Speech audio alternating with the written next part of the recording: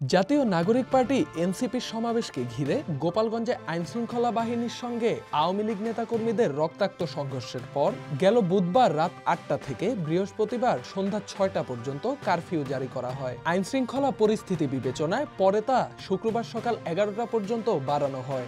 এরপর ৩ ঘন্টা বিরতি দিয়ে আবার দুপুর ২টা থেকে কারফিউ চলমান রয়েছে। পরিস্থিতি স্বাভাবিক রাখতে শহর জুড়ে টহল দিচ্ছে পুলিশ ও সেনাবাহিনীর সাজোয়া যান। এ বিষয়ে পুলিশ জানিয়েছে, পরিস্থিতি নিয়ন্ত্রণে আনতে মাঠে নামানো হয়েছে ১৫০০-এর বেশি পুলিশ, র্যাব এবং সামরিক বাহিনীর বিশেষ ইউনিট। টহলে রয়েছে সাজোয়া গাড়ি, দাঙ্গা পুলিশ আর জলকামান।